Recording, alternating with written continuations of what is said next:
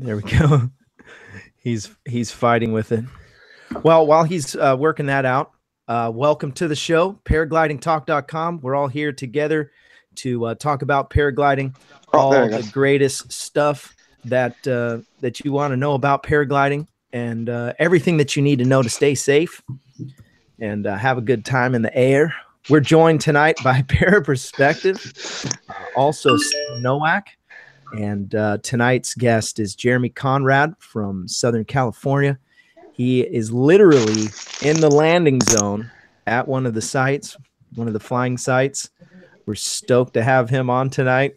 Everybody's been waiting for weeks to finally have him on. And before we get into the show and before we figure out what's going on here, my name is Robert Michaels, and so I'm a new P3 and just wanting to have some kind of place that we can come hang out and talk about the things of paragliding.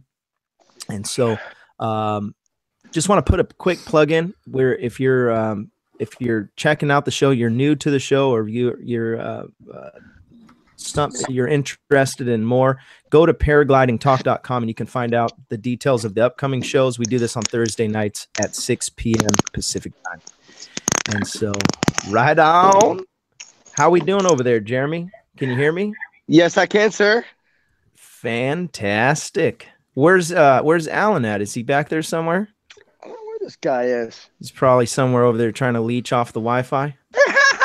Exactly. Yeah, he's actually downloading the app right now so he can get on his phone. Nice. Oh, he says he's on. He's coming on. Nice. Well, so anyways, we're pretty fired up to have you on the show, and we're gonna pull up a couple videos of you doing some pretty cool stuff. And Jeremy is one of the first guys that I saw on YouTube, and I just commented on one of his videos, and I thought he's like a celebrity in my world, and so he responded to my message to him, and I'm like, whoa, he responded to me. This is so cool. And it was he did a top landing over at Crestline, or at the launch at Marshall. And when he did it, what's up, Alan? It was what's up, man? It was like the best, smoothest top landing I'd seen in any YouTube video. And I was studying top landing at that time. So I reached out to him and I was like, hey, bro, that was an amazing top landing. Yeah. So Conrad, you're such a stud, man. Dude, no, you're the man. So I just saw he did a video where he does a rail slide with a skateboard on launch. That was epic. Okay. It's the small things in life, right? That's right.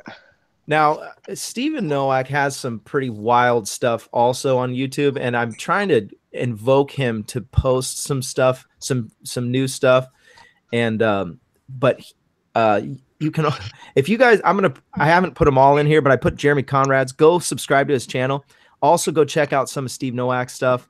Amazing. He was putting out YouTube videos that were epic before YouTube was even epic. And so he made YouTube epic. He made YouTube epic. Yeah, that's right. That's that skateboard video of him going down the 18. Yes. Getting chased by the cops. Yeah, dog. That's one of my favorites. I stumbled on that. I'm like, is that him? Yeah, dude, he's doing it. That's rad. Yeah. So, and we're joined by Alan. Also, Alan Tho. Is it Toe or Tho? How do you say it? Either way, yeah. Either way, it works. You respond to both, yeah. I say Tho, but most people say Toe. Tho, okay. I'm gonna roll with Tho. They haven't figured out the TH. No. TH noise. So, Jeremy, I want to start off by asking you, by the way, these guys are at the landing zone as we speak at Marshall, at Andy Jackson. And so they just got done having some epic flying. We're going to ask them about that. I love that place, by the way. And so, Jeremy, how did you end up getting into paragliding? And I want you to just kind of share with us how you got into it. And then we're going to get into some good stuff. Oh man, I knew you were going to ask me that question. It's the first question. Man, I'll tell you, we were actually living in, well, originally I lived in Golden, Colorado, and had a condo right across the street, literally from Lookout Mountain. And I had a balcony that faced the hill. And I had this like hanging chair on the balcony that I would always sit in and just watch these guys flying, and was just breathtaking. Couldn't believe it. Had no idea how these guys were capable of doing that or how you would ever get into that. This is kind of before Google, so I'm aging myself. So I had no idea what to do. I mean, now looking back, of course, I'm like, why didn't I just drive around until I could find them, where they landed or where they took off from? But anyway, a lot of wasted time there. Anyway, ended up moving out to South Dakota for about 5 years, and my wife got a promotion out here to California. So we were looking for a place to live kind of near this hospital she was going to work at, and she found Lake Arrowhead on Google. And I was kind of reading about it, different activities you could do there, and paragliding just kept coming up. I'm like, oh my God, honey, this is going to be awesome. I'm going to become a paragliding pilot. I swear, this is what I'm going to do. And I tried to talk my dad into kind of like going in on it with me and kind of going through this whole thing with me. And he agreed. And so when I first moved here, my dad was just retiring from the post office. And I got him a tandem flight from this really cool dreadlock dude, Johan. He took him off Blossom. And my dad, unfortunately, got sick after maybe about 10 minutes. He got kind of queasy. He's like, hey, man, I think I need to land if we can. And he top landed him at Blossom. And he's like, well, you guys paid for a lot more time than that. If you want to go, we can go. And I was like, oh, my God, I've been waiting for this my whole life. But I was so freaking scared. I was like, I couldn't believe it, man. I was going to totally back out, but my wife was there. My mom was there. So I had to kind of man up and just do it. And so I went tandem with Johan and was pretty freaking scared the whole time. And he finally said something that really kind of made a lot of sense to me. He's like, dude, if you do freestyle motocross, I have no idea why you're scared right now. This is so much safer than that. It's not even funny. So ended up kind of relaxing for the last few minutes and ended up having kind of a nice last maybe 10, 15 minutes of the flight. So that was the first flight. Definitely got me super stoked. But right after I moved here, this is kind of a cool story for Steven being on here. But right after I moved here, about 2 days later, me and my son, Rain, who's also a P3 pilot, and my daughter, Sophia, we drove up to Marshall Road. And as soon as we got there, Steven landed with his Trickster right next to us. Nice. I could not even believe it. It was just really cool. I could just tell this guy had like more control than I knew was possible. It was really neat. So anyway, he landed, really friendly guy, obviously. Was really stoking me out like crazy and gave me his email address. Emailed him like maybe the next day, and he wrote me back. I don't know if you've ever emailed Steven, but he emailed me back a reply that was about 3 pages long. Such a nice guy to take so much of his personal time to write me those emails back then. Didn't even really know me, but yeah, he gave me a lot of information, met up with him not too long later, and the rest is kind of history. Dude, that's epic. So you went to Marshall, you showed up at the LZ there, and you said, hey, I want to learn. What's up? On launch, yeah. Oh, on launch. Yeah, he top landed Marshall right in front of us, yeah. Oh, wow. I'll never forget this moment. And Steven, if you're still on, I'll tell you, it was so, I don't know if you remember saying this, but right when he was taking off, like while he's launching, he's yelling back something like, I'm going to look like I'm trying to kill myself, but I promise I'm just working on some tricks. And sure enough, like 2 minutes later, all of our jobs were like sitting on the dirt, just watching him just go off. It was really cool.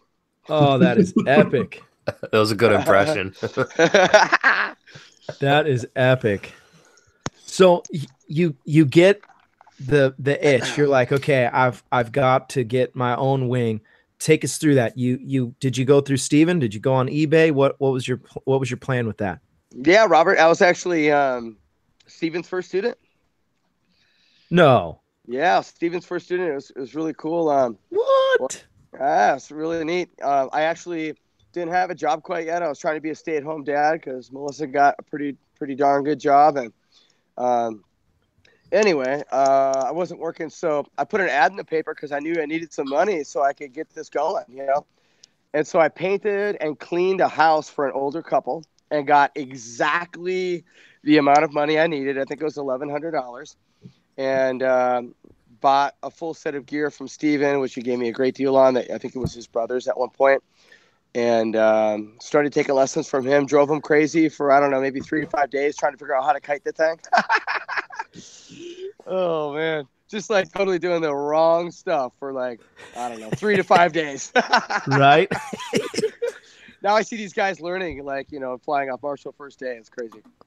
Definitely not the case for me. What'd you think, Steven? Oh, Jeremy's the best, man. You can't get enough of this guy. He's awesome. So he comes up and he's like, "Hey, I want to buy a wing and I want to fly."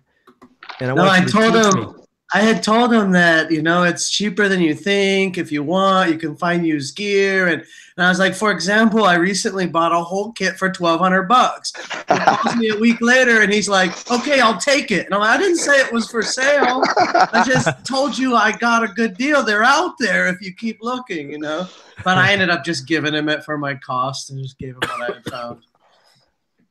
Nice. I'm trying to unmute Alan because his phone was feeding back and now I can't figure out how to do it. I'm sorry, Alan. I love you. Sorry. I love him too. Darn it. I don't know how to work this thing. I'm still. Okay. So anyways, Alan, you might have to log out and log back in. I don't know what to do. I think I broke it. I'm sorry. There he goes. So let's talk about this. You live pretty much walking distance from the Crestline launch. Is that right? I mean, you're right there. Yeah, pretty close. Fastest I've ever made is maybe 8 minutes, but it's really probably 10 to 12 minute drive. Okay. And yeah, so you're right there. You want to go fly. You're just like, let's, you just stick a finger in the air and then you're flying. Bro, that, I don't know. Every time I think of that, I'm like, that is so epic. I was seriously considering, like, I want to move to Blossom and like some of the guys that live down the street for there. What, let's talk about a little bit about your progress. So this last year we met at a fly-in and you had your dad and you were flying a Tandem with Pops. I don't think that was me. Oh, I do know that guy though. That you got a Tandem. That was me, Robert. Robert, that was me. Oh, that's right, because that's when you met my son. Yeah. That's all right. So Alan took my son. By the way, that's a video that I just put up at Torrey Pines, and so Alan was able to take my son Taven, and it's so cool, man. Listen, this, and I know there's a lot of politics and a lot of stuff going on about flying. And I really don't care about that crap for the most part. But I'm sorry if I get anybody in trouble. Oh, that was fun. I quite enjoyed getting yelled by Rob and Mary. Yeah, I got that on video. Especially since he doesn't know who I am, so it's pretty awesome. I only worked there for like ever. Yeah. I'm trying to stay away from the politics the best I can, and I blew it. Listen, so for the record, I got in so much trouble all the time, everywhere I go, because it happens. And I just want to fly, man. All right. And I'm willing to take the risk and whatever. But I always think back to back in the beginning, guys were, everybody was learning. And I feel like if you stop learning, you're in trouble. Like even Steven's epic. Okay. His flying style is epic, but I still see that he is like, well, I learned something here, or I'm still working out this or that. It might be a completely crazy acro move, but nevertheless, he's still learning. And how long, Steven, how long have you been in this? 12 years now. 12 years. In dog years, it's like 100. Okay. So paragliding for him, he's like 100-year-old paraglider pilot. He's got it figured out, man, but still always learning. So if I can give that advice to anybody who's out there watching and maybe you're brand new at flying, whatever, never stop learning and be hungry for it. And like I'm such a baby to this sport. I'm learning every second. Like that's, by the way, that's the whole reason why I made this show, is because I just want to extract as much information from you guys as I can. I'm sorry. You guys just fell in the trap. So That's not a Jeremy, bad thing. no. It's not hard to get paragliding pilots to talk about paragliding. That's true. I love listening to Jeremy's story because I never heard any of that before, because all we ever do is talk about flying. Yep. So, hey, I saw a video. This just came up today. I don't know if it was at Arrowhead or where it was. Help me if you guys know. But I saw a dude that was on a wakeboard getting pulled by a paramotor. I've seen that. Yeah, that was pretty cool. Was that you, Steven? Not me, man. That looks really cool. Don't That be, looks fun. don't be trying to get political. If it was you, just be honest. No. I swear, I watched it and I was like, dude, I wonder if that's Steven. I'm down. Let's go. Dude, that would be rad. Yeah. Wakeboard paragliding? Definitely. What? Definitely. What could go wrong? Yeah. I mean, Nothing. come on. Not a thing. It's probably one of the safest sports you could possibly think of, I think. How can we make this more dangerous? I know. Flying over water with, with a 70 fucking weight on pounds, your back. Yeah. 70-pound anchor to bring, and you are the fishing bait because you're on a string. That motor could probably handle those two people, but I noticed that video, if I remember right, it kind of cut out once he got airborne, once the wakeboarder got airborne. And so I was really curious, like, if I was kind of imagining if I was him, like, I'd probably have to just like wrap my forearm around the thing and just hold my wrist so I could like hold on for a long time, because who knows how long it's going to be till we get back down or something. I don't know. You're hooked in, unless you're actually wakeboarding, but wake surfing, you're hooked in. Oh, there's a harness hooked to the line. Generally speaking, like out on the kites, there are, not behind a boat, obviously. Right. Have any of you guys done that? Kite surfing? No, I haven't. I think Alan has it. Have you done it, Alan?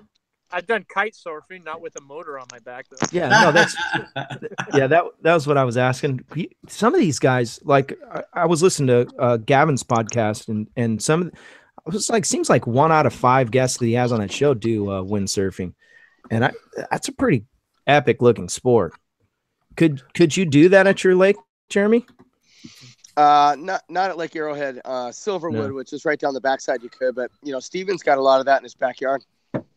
Oh yeah, nice. He's he's in Huntington, so there's actually a question. All the way up. Oh, go ahead. Oh, there's actually a question in the chat that was talking about kite surfing, or kite surfing. What the skills would translate from that into paragliding. Not That's a a lot. question for Alan. Yeah, not a lot. Some bad habits. Yeah, it actually makes it harder, because when you're facing the kite, when you're kite surfing, you're hooked in backwards. So your right hand goes to the right side, which in paragliding would be like opposite. So in terms of kiting, you learn how to kite the opposite way that you would if you put on a paraglider and hooked in. Because they don't mean to turn it around and go forward. They mean to face the glider at all times. So other than that, it just sucks because you're always wet and you got to put a wetsuit and you need lots of wind. And paragliding's way better. So. Oh, come on now. No, seriously, I've done them both. It's not even close. So, Jeremy, let's talk about books for a second. What books did you read, if any, and what do you recommend? Oh gosh, that's a bad question for me. No book reading going on over here. I'm a monkey see, monkey do kind of guy. Nice. Yeah, no, I read that kind of typical book everybody reads, like Paragliding Life or something. You read the email that Steven wrote. Yeah, it's the emails from Steven. Exactly. Speaking of that, I think this dude just finished a book, like literally today. We were just talking about that. Okay. Yeah, Yeah, this guy's so badass. I couldn't believe it. I'll tell you, I just texted him earlier. I was like, man, you just never cease to amaze me. You just wrote a book? No. Crazy, man. Crazy. He did not write a book, Jeremy. But I did tell him, Shut up. I said, just roll with it. Just roll with it. When we get on the show, just roll with it. Like, I just can't go through with it. It's horrible. Steven, do you know how many people I told them about this cancer book? I'm like, I don't even know he knew shit about cancer. I do now. I just read a book. Oh Jesus! You read a book. You read a book. Hey, you know what's gonna? You know what that means, though. God, you're gonna have to write a book. One of these. That's days. a sign. Steven, you should really think about writing a paragliding book, man. Yeah. I'm telling you right now, I would buy it. Definitely. There's many, many good books out there. Going on record to say that I would buy it. You can't really beat like Thermal Flying by Burkhard Martin. That's a rad book. Yeah. I still haven't read that one. I need that book. Yeah, you do. I need Hey, that. Robert. Yeah. What are you doing Saturday? I'm gonna try to touch the clouds on Saturday. Are you going to? We're gonna go to Palomar, so I can Oh, bring really? you that book. I'll bring you that nice. book. Okay. If I'll ping you. That sounds epic. Okay. Jeremy, you recently got a paramotor. Talk to us about that. Oh boy. Come on. Bring it. I'll tell you. I'll tell Saturday you. morning. Saturday morning. Yeah, it's before he goes to Palomar on Saturday to bring you that book, written by Steven about cancer. We're gonna actually go try to fly a paramotor for the first time. Me and Ellen, Ellen and I took a lesson. I don't know, maybe a week ago or so from Jordan, who is absolutely an amazing instructor for power paragliding. I thought that he really had a lot of patience with us, took a lot of time that, he wasn't trying to hurry through it. He really wanted to make sure that we're going to be safe when we get out there. And anyway, yeah, it was crazy. Basically just a spectator from Crestline who was coming up quite a bit to watch me fly or watch people fly. I kind of got to know him from that. And all of a sudden one day he's like, man, I got this power paraglider in my garage. I used to fly it, a while ago, but I crashed it and I haven't flown it. I don't really want to fly it anymore. And I want you to have it. And I was like, what? And he's, so basically ended up giving him like a harness and a reserve parachute for it, which was a really good deal for me. So, yeah, it's kind of exciting. I really into dirt biking and stuff like that. So it's not like I don't like motors in general, but didn't think I'd ever get into power paragliding. So I just kind of took this as like it was meant to be. So I'm going to give it a shot, see if I like it and see what happens. So there's like, I don't know how many of these guys, like Yankee, who else is in here right now? Pair Perspective. He's a motor guy. And for the first part of our show, like the first, I don't know how many episodes, it was all about paramotors. And so like, I was like, gosh, I don't know anything about motors. And I'm like, gosh, I mean, everybody who's on here and everybody who watches the show is like a paramotor guy. And so I'm asking like all these guys questions. Kyle O, asking him questions. Hey, can you come on the show? I don't know what to talk about. And so I'm glad that all the free flight guys in here. So for all you paramotor guys, he's crossing over. We're reaching across the aisle. Okay. Bipartisan paragliding. Yeah, bipartisan paragliding. I think. What was it, Steven? You said bilingual. Is that a term? Yeah. That could go into that place there. I used the same wing, but yeah, similar. Speaking of wings, Jeremy, how long have you been flying? About 6 years. And what glider do you fly? Mojo 5 and a Mojo 4. Don't you feel it? Don't you feel it hold you back? He's waiting for the Mojo 6. Yeah. Well, I know. I feel like I am held back. If they come up with this 6, I'm sure I could progress at least a little. Jeremy's absolutely killing it, and he's got an ENA glider. It's just such a testament that you can really check your ego at the door for all you beginner newbie pilots and get a beginner glider. There's nothing wrong. Jeremy's absolutely killing it out there. Yeah, so I posted some of the pictures. Where did I post those? Gosh, I have too many internet outlets. But Jeremy's got some pictures, some really good pictures. And I think that the photographer is the same photographer that took pictures of Steven as well. But they're very good pictures. Anyways, there's a couple of them where he's totally sideways banking and just flying, ripping it. And that, I mean, most of the time you hear about an ENA glider and you're like, oh, beginner, but he is shredding it. Flat and level. It's epic. No flat and level. Oh, let me see if I could pull up the video of him. He's doing a rail slide. Did you put that on YouTube? That was on Facebook Live. By the way, it's probably on all of them. Is that okay to mention that you Facebook Live when you're flying every once in a while? Yeah, it's all over the internet, right? It's no There's mystery. no rules against that. Yeah, I haven't gotten too much crap for that. But hey, speaking about the pictures, man, I'll tell you, Yana, who, Steven's girlfriend, is really got to get a huge shout out. I mean, she's out here spending a lot of her personal time and doing it for no money, really. I mean, I think maybe you could buy some photos from her, but I'll tell you, she is just an absolute amazing photographer with some serious equipment. I'll tell you, if you can ever get in the other side of her lens, you'll never stop staring at that photo. So the what is it? Neverland Paragliding.com. If you go to go to neverlandparagliding.com and check out the pictures on there. I'm pretty sure she took all those pictures and built the website. Dude, you got to keep her, bro. Yeah, for sure. That's epic. Hey, I gotta say something. About, bring it. Jeremy and his mojo. Bring it. I got this acro glider, and I'm out here today. We're trying to kite. I'm trying to make it do a little heli on the ground.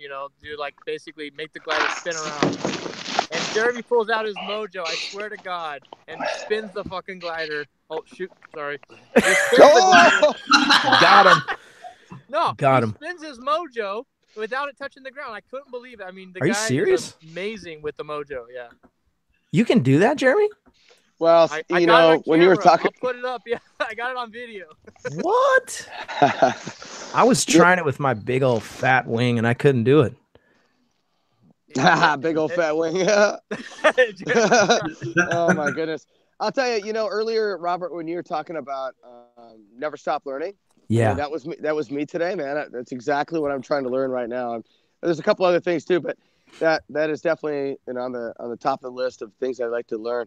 I don't know if you saw Max Martini on the rocks the other day at his home location. Yeah, spinning the crap out of that thing like nonstop off the rock. Yeah, Mac is a beast. That was some inspiration right there for me. That is not easy. That is very hard to do, especially standing on the side of a rock. I mean, I was just standing on the ground. People have no clue how hard that is. Yeah, man. Did you catch that part of his video where he he makes that face? He's like, and because he was so low and he was still kind of in a maneuver. Did you catch that? Almost yanked him off the rock. He was, I guess it was his last one. Yes, I did see that. Yeah. He was super low. I commented on that, and he was like, "Yeah, that was stupid." I didn't think he was that low, but I guess he was super low. But when you see him do this, he's like, he's like, "Ooh, boy." He got on later. I don't know if you saw his Instagram story, but later on, he asked if you wanted to do a prayer with him. I'll tell you, he was definitely feeling it after that. It was crazy. He was stalled right above the trees, just barely pulled it off. Yep. Yeah, I saw that, man. He looked like he was super low. Yeah. But anyways, that's about that. Let's talk about that for just a second. Talk about a time when you felt like you were completely out of control, and how did you manage it, and how did you deal with the fear afterwards? Oh man, that's a tough one. But I'll tell you, just the other day, I finally stalled my wing for the first time, twice, maybe 3-4 weeks ago. The first one went really smooth. The first few days before that, I was working with Alan over radio on doing some backflies. So I started getting really comfortable, did a couple dozen backflies, and I was watching these videos, I think from probably Max, where he was stalling and then going into backfly. And I'm like, wow, I feel like I could do that. And so I came out over the LZ, went deep into the brakes and just went straight through. Glider went behind me, went right into backfly, and then released at the perfect moment, thank goodness, and just flew away like it never happened. But then I was like, oh, I got to do that again. That was so awesome. So tried it again, and the next one was pretty rad. It definitely had both sides of this scary dairy mojo going, left wing would grab, right wing would grab, like back and forth. And, I basically like literally have Steven in my head telling me what to do. So everything seemed to go okay. So you got low on that? I wasn't super low. I was probably still almost $1,000 over. Oh, okay. And I mean, because backflies is no joke, man. That's like we were talking about doing SIVs, and guys get all scared when they do full stall and on the last day or whatever, and that's sketch. It's a weird feeling to fly backwards. Yeah. Yeah, I mean, I've seen it. I've seen videos. I think I've even seen Steven do it. But yeah, definitely. At what point do you? I mean, how many years you say? 6 years in? 5 years in? Yeah, I mean, realistically, I'm like my wife would tell you, I'm a super, I guess the appropriate way to say is wimp, but conservative. Everything I've done is very conservative, really big baby steps. Like all the freestyle motocross and whatever I've done, it's all been real baby steps. And I've been taking it really slow with the paragliding. This is something realistically, someone probably would have been doing a long time ago with as much flying as I've been doing. But yeah, it was cool. Like, I had Alan over radio that day, and, he's basically just kind of helping me through my comfort zone a little bit. That's epic. And if I'm right, Alan, you're an instructor as well. So you're training guys. You've got the gear, you've got the equipment, and so that's pretty cool that you have that as a friend, an instructor. Steven's been doing this for a long time, instructing. Again, if you want to reach out to these guys, reach out in the comments or whatever. And I encourage you, both of these guys are incredible pilots.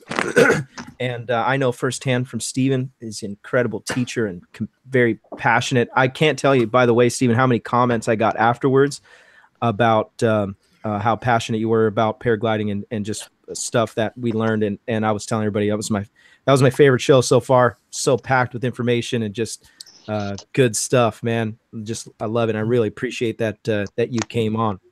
So, Jeremy, you've got, if you could change something about paragliding in general, what would you change? And maybe talk about that for a second. That's a question I ask pretty much everybody.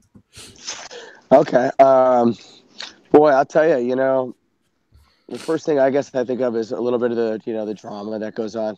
The crazy thing is you can see both sides pretty easy, a lot of the drama comes from rules, and these rules are in place for a reason. And, it's trying to keep people safe and trying to make sure all of our sites are protected and all this kind of stuff. But, the bummer is when people are kind of holding people accountable, which they should be, it kind of creates some drama within friends and stuff like that. So that's tough to see. Yeah. But, whether or not to change it, I don't know. It's tough. Like all of the rules, I can see both sides of. So. Right. Yeah. The politics, I would definitely agree with you on that one. Sometimes it's frustrating, but at the same time, I want to be able to just go down the street and go fly. And I don't want to have a site shut down and have to fly dirty. Yeah. I'll tell you, Robert, when you first started flying, like you said earlier, you kind of reached out over the internet, and I was, we connected there. So I was kind of watching stuff, and, I was seeing a lot of people giving you some crap for going outside some boundaries here and there. And, I thought that was pretty cool, man. You're really standing your ground, and you stuck with it like crazy. You'd hold your own through all those conversations. Yeah. If you want to fly paraglider, don't do it with YouTube. Don't post things on YouTube unless you want. I actually really liked the feedback for the most part, because it's interesting. People are very brutally honest, and they tell you things that just straight up like, hey, that was incredibly stupid, and you need not to be doing that. And if you want to read some of the posts, they're hilarious. I don't know if I shared on the show, but Josh Cohen he commented on one of the posts, and I shunned him, and I was like, dude, get out of here, freaking internet troll. And then somebody was like, hey, you should look up who you're talking to right there. And I went back and I'm like, oh gosh, Josh Cohen is like one of the, he's been in the United States champion of paragliding. I'm trying to get him on the show, by the way. I think I did mention this in another show. I hope he'll do it. If any of That'd you be guys pretty awesome. have him come on. The dude is he's in the book 50 Ways to Fly Better, like in 10 different chapters.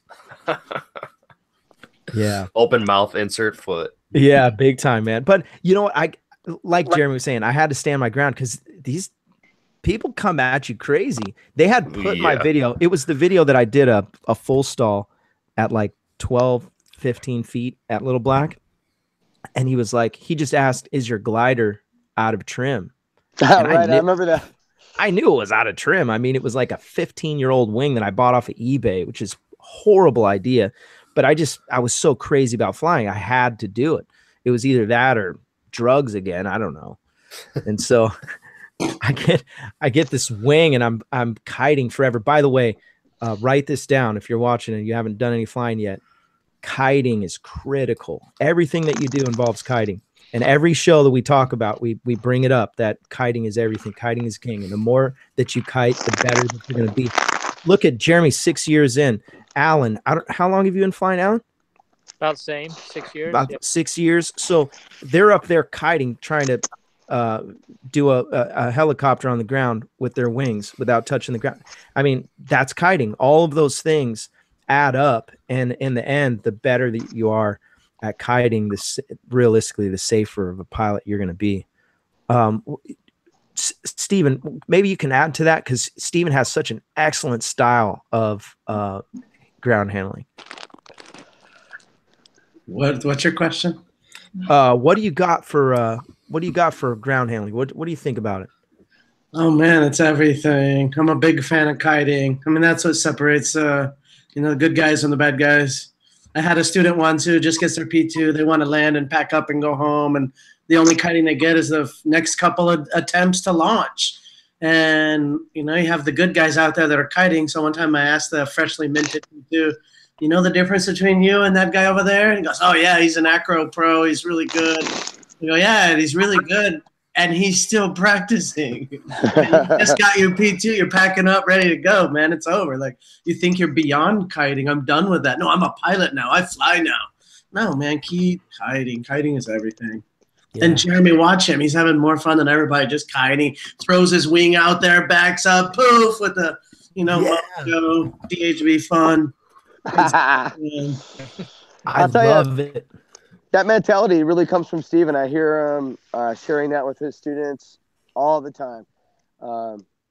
If there's anybody that's even, close to, taking this up or just recently took this up, or maybe you're fit into that category where you're P3, you're not kiting too much anymore.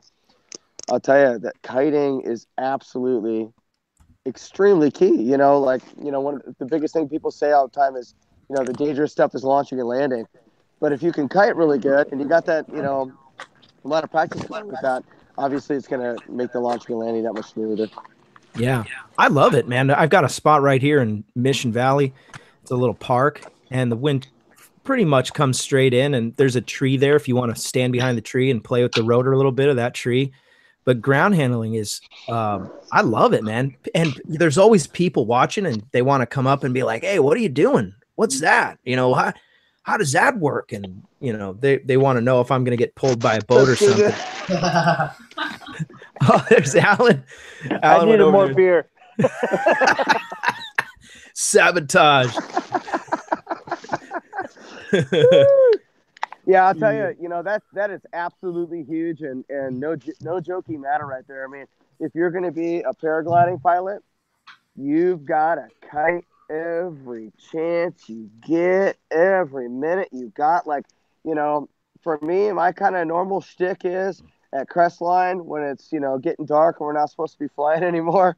I'll just, there's nothing wrong with kiting in the dark. So I'll sit there and kite until, I don't know, can I say my balls fell off on this show? Yeah. But, kited until that point, and then finally throw it in the car and go home. But I'll usually kite until I just can't even handle it anymore. Just like today, I mean, that's all we did. I mean, we had a whole bunch of quick flights off the training hill, and we're kind of soaring the little thing right here. But most of it was kiting for I don't know, a couple hours, so we just couldn't get enough. There were 5 of us, and all of us are P4 pilots. We learned a lot today too, man. This high wing kiting was awesome.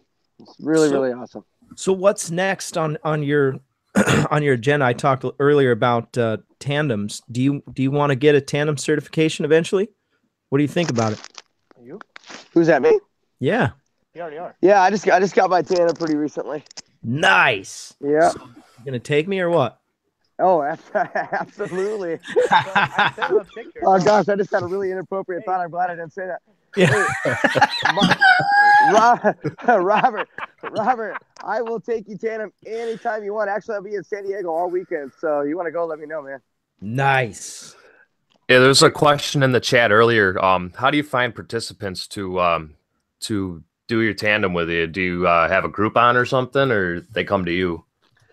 Oh, that's interesting. That's a whole can of worms right there. So basically, I learned when I got my tandem ready that I had to make a decision. Nowadays, basically the scoop is you have to be 100% commercial or 100% non-commercial.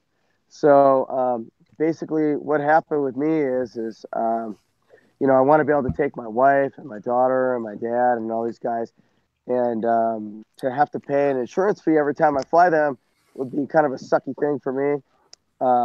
So I do non-commercial. So I just do friends and family. Nice. I gotcha. So yeah, not trying to do any marketing or anything like that to try to get people on my seat. It's really just for friends and family. So you can't that's accept. what I would change is. Yeah, That's what I would change. There you go. Yeah. Can we go back to that earlier question? I would change one thing is that you could go part-time commercial, part-time non-commercial. Yeah, because I'm in a huge pickle right here. Like, let's say Steven's got a whole bunch of tandems, built up with his awesome company, a big group. They want to fly together, or, whatever. I basically can't help them out. It's tough, You got to make friends with them really fast. Got to make them friends. So need more libertarian paragliders, I guess, huh? Yep. Yeah, libertarian paragliders. The pickle is if I take one of Steven's, customers, I'm taking money out of my bro's pocket. I don't want to do that. I'm just let me take one of your guys for free. I see what you're saying. It just doesn't make any sense. I thought you were talking about legally and all that. I see what you're saying. Mm-hmm.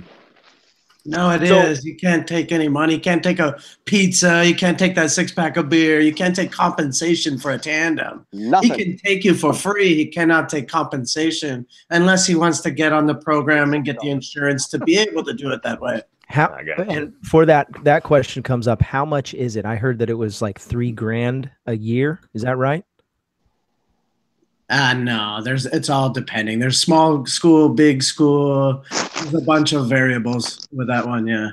And so, I mean, realistically, unless you're a baller, it's not really worth it.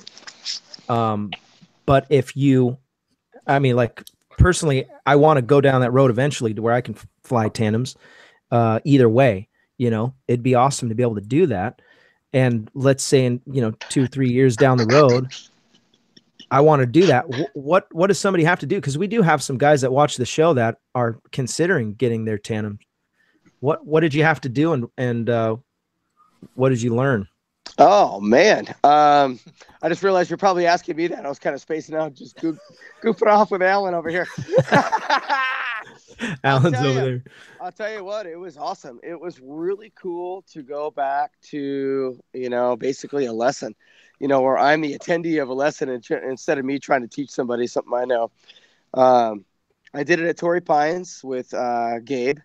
Nice. And a bunch of cool dudes, maybe like 5 or 6 guys. It was pretty intense. Daniel Kelly. Daniel Barrero. All these cool guys. It ended up being pretty intense. The day that we were going to fly, one of the days that we were going to fly everybody ended up kind of bad at Torrey, so we ended up packing up in a van and heading to Elsinore. And so we ended up flying midday, heavy thermal conditions. which is fine. You know, he had a good point. Like, he's like, hey, you guys are all P4 pilots to try to get your tandem. If you can't fly in this stuff, I don't know what to tell you. You know, it's kind of hardcore. But at Wow. the same time, it was really real. It was like, hey, if you're going to go and take kids and adults and people who have no idea about anything going on, they just want to go for a flight, you know, you need to be able to know what you're doing, right? So how'd that flight go? So it's pretty intense, man. So, We're flying yeah, who was it? Midday. Who was it? Was it Alan? Who was I flying? Yeah. Daniel. Okay, so Daniel is an instructor to give you the was- tandem. Daniel was he was just like me. He was taking the clinic. Oh, okay. with myself. So anyway, Okay. yeah, I took all these guys. We just took turns taking each other off Elsinore, but you know, it was pretty heavy midday thermic conditions, and had my second. So I've been flying for 6 years, going to get my tandem. Had my second full collapse on a pretty big tandem wing. It was pretty heavy duty. No. Yeah, it was kind of cool. When you were learning? Yeah. Okay, yeah. so you're Yeah. at Elsinore, heavy thermal activity, and you take a full collapse with a passenger, and you're brand new. Yeah. Oh. Luckily, all the stuff that Steven taught me came right back in me. He's always in my head every time I'm flying, and he basically told me to calm down, relax, and you know what to do, and I really did. It was behind me, went hands up, came in front of me. We checked a huge dive, and just flew away. And about 30 seconds later, we were doing a big spiral, screaming our heads off. That is epic. Yeah, but it was pretty intense. We had like the risers or the spreader bars were like in the passenger's lap, and just all slack lines like down on his knees. The wing was just a ball behind us. It was cool. I could say that because it all worked out well, but it was a really great learning experience for sure. So you had to do a certain amount of tandems before you got it, right? Before you got yeah. signed off? And how many is that, and where did you find your victims? Gosh. You and I did it at Crestline. Yeah, Ellen and I went a whole bunch, and oh my gosh, my buddy Luke, of course, went a bunch with me. Some other pilots and stuff. So yeah, we got those flights done, no problem. At Crestline, So rad. In some good conditions, it's you can get it's kind of like Torrey, if you know how to fly the spot, you can get a lot of flights in, pretty quickly. When was the last time you took a tandem, Steven? Oh, not too long ago. He's like, what time is it? Yeah. Yesterday? A few days ago, we got cold. Nice. I wasn't sure because when I was there, you were you had a handful of students, so you weren't doing nothing but just teaching and teaching. Yeah, that happens too. Yeah. Spreading the love. What the last question is, what's next? You've got one of the more epic sites in California, in your backyard. You're surrounded by excellent pilots. What's next? What do you want to do? I want to do a SAT. SAT. Yeah? Real deal, bro. Really, You knew that question was really bad. Yeah, I just, I need to be in the perfect frame of mind for me personally. I don't want to just force it. I need to be in the perfect moment, like the other day with the full stalls. I just was at the right place at the right time in my head and everything, and conditions. And it's going to happen soon. But, also this power paragliding thing is literally happening on Saturday morning. So I don't know. Like, I could go either way in my head. Either I'm going to like it or love it. And I told, my people, it's like, I'm going to know probably within the first couple of minutes if I like it or not. So yeah, power paragliding and a SAT. That's epic. I love it. I remember Steven telling me that, SAT is easy. And he's right. It's really easy, but it does take a lot to go into it. The first couple of times, and once you do it, you just can't stop doing it. And he's going to be there this weekend, probably. I'll tell you, that's all I think about. Like, when I'm driving from the house, that 8 to 12 minute ride from the house to launch, or whatever. I mean, that's always going through my head constantly. Steven's been doing them for so long. He's like, I fall asleep in a sat. It's really kind of a silly maneuver for him. Yeah. Well, I mean, the tumble is a sat, you know, the rhythmic sats. There's so many combinations and variations, and you never get bored of wingovers. You never get bored of sats and pulling G's. That's vitamin G, man. Vitamin G. Get depressed without it, you know. Need it for a while. Woo, man. How did you? Yeah, I can only wait to see all of Jeremy's posts. It's gonna be Sat Saturday, and Tuesday Sat of the week, and every other Facebook Live post is gonna be your Thursday Sat. We'll have a Friday morning Sat and a Friday afternoon Sat and a Friday evening Sat. Oh my gosh, Steven. Steven, you just literally described like all of our text message exchanges for the last 6 months. I'm like, it's Saturday. He's like, it's Friday. No, it's Saturday. Good day for cutaway. Alan did a pretty gnarly sat the other day. Well, or I shouldn't say the other day. I got it on video. I just go back and watch every once in a while. That was that Palomar, dude. That was epic. Yeah, on a Delta 3 or something, stretching it out. It was brutal. Hey, I bought an acro glider, okay? So did you get to fly it today? Yeah. How was it? I mean, I flew like several times off the hill here. The trainer. Yeah. Trainer hill. Yeah. It was it's kind awesome. of windy. I need to get really high though before I do anything real. Right. Yeah. So you haven't got that chance yet? No. I mean, I could have gone today, but it was so windy. Like the other guys and their big ass gliders would have not done so well. It was like 19. It was like 19 at Marshall. Yeah. Brutal. We're post frontal, right? Tomorrow? Pre-frontal, Tomorrow should be good. Yeah. I think Saturdays should be good too. Yeah. I hope so. It looks good on the paper. Yeah, it looks like we're got a storm coming in tonight. So you guys, was it yesterday? We're flying in the snow. You want to share that?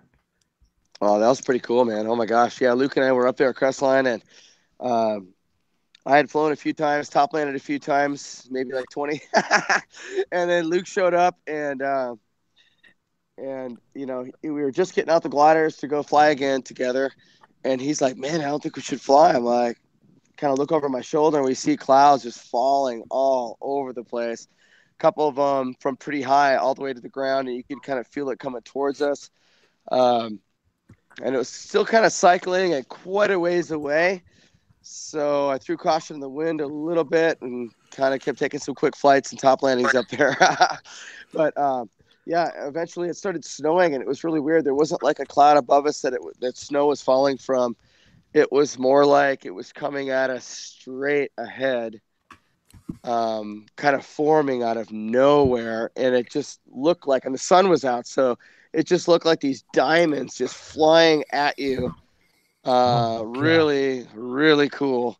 One time I couldn't help myself. I knew I probably shouldn't launch, but there was all these like diamonds just coming straight at me like that, and just ended up just kind of walking off Crestline, and I kind of knew it was sort of bad, so I had to top land in someone's backyard. But you know, it's just right there. It's no big. It's not intense. It's just like just right down the path there. Do they know you guys? Yeah, probably. They know Jared. They're like, here you go, sweetheart. Here, have a Red Bull. Yeah, totally. But yeah, it was just like that epic moment that I knew that flight was basically for, was just to like fly away from Crestline right into those diamonds. Yeah, it was pretty neat. Whoa, that was crazy. Yeah. Your phone did something cool. It looked like looked like there was some snow coming at us. That was pretty rad. I don't know how you did that. Well, guys, we're almost out of time. I want to take some questions from the comments. If you're still watching and you have any questions for Jeremy or any of the guys on the that are on the show tonight, also want to encourage you to go to support the show financially. You can go to Patreon. Go to the website first, and then go to Patreon. It's fun. This show is fun, but it's going to be very hard when it's a really good flying day to still do the show unless I have some money involved. So go give. I'm trying to look. Don't hate, okay? Everybody's out there trying to hustle to try to get paid for their paragliding so they can pay for their stuff. All right, that's what I'm trying to do.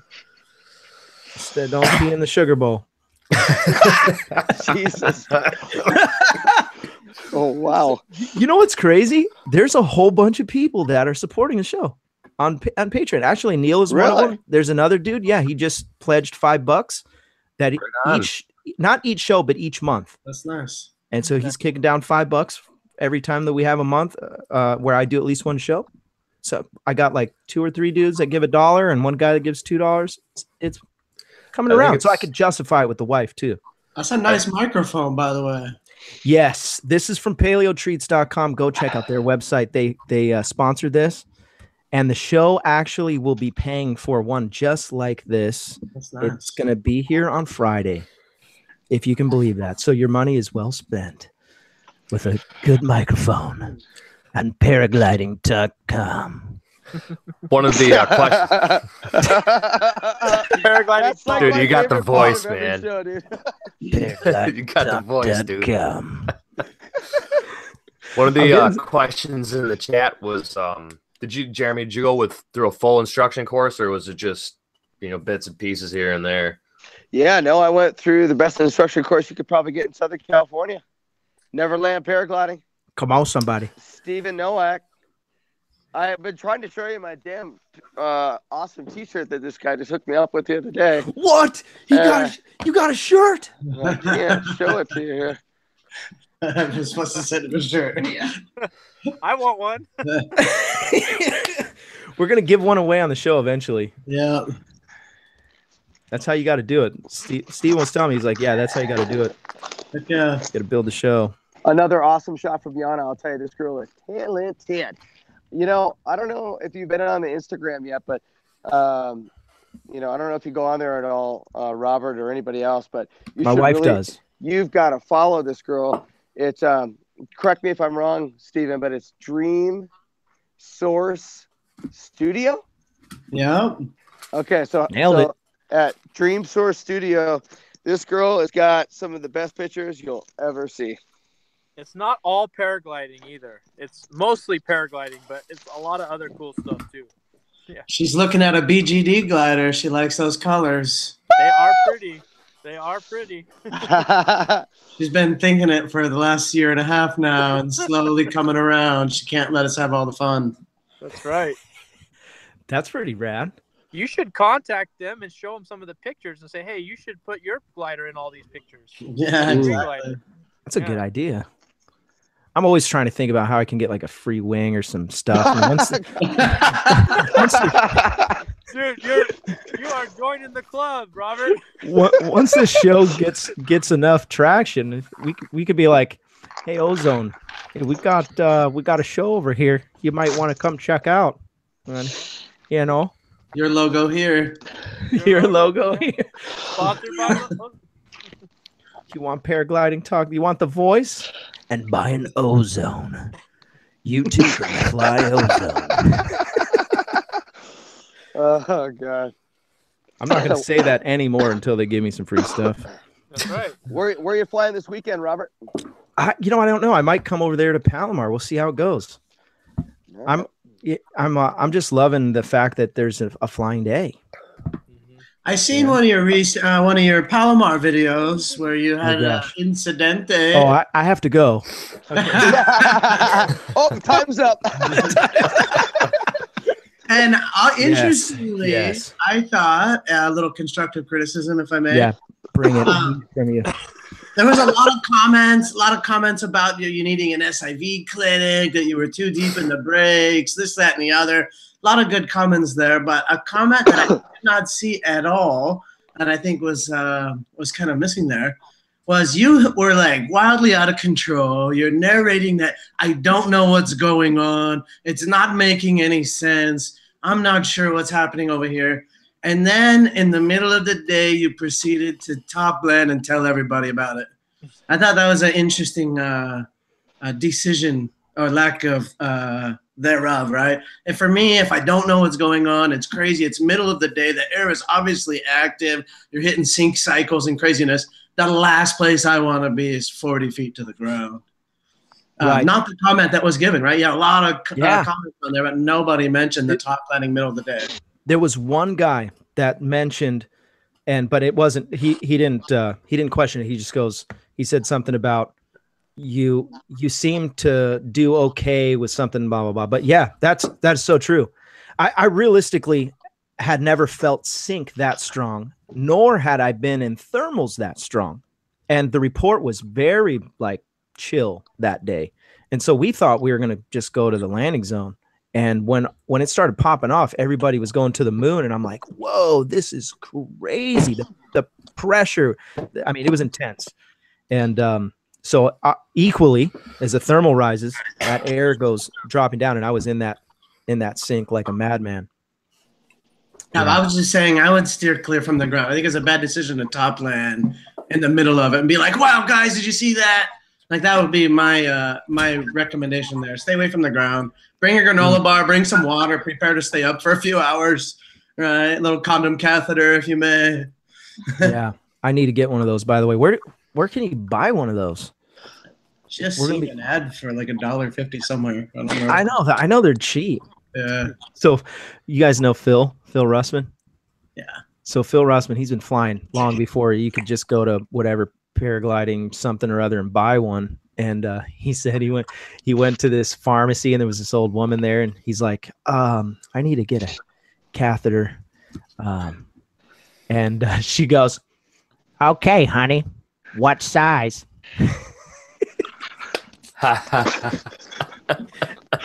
He goes, I wasn't ready for that question. Wasn't ready for that. It's like, well, let me show you. Let me show you. It's about this. I don't know. You tell me. Gotta get measured. What size you recommend? About this big right here. Yeah. So Robert, you know what Steven's saying, right? Yeah, absolutely. Yeah. You know, Now, probably. okay, let me give you my. Okay, go ahead. Go find some lift. No, I'm just. Get in it. Go up. Go out. Go in front. Get away from it. Get high. Yeah. I need to learn from that same thing too. I'll tell you, you know, sometimes when I've had a rough patch in the air, I kind of want to go land too. But realistically, that's kind of counterintuitive. You know, you do want to do what Steven's saying and get high, get out, get up front. Yeah. Stay away from I hear the people ground. even saying this before they launch. That's their like pre-flight strategy. If it's bumpy, I'll just go land.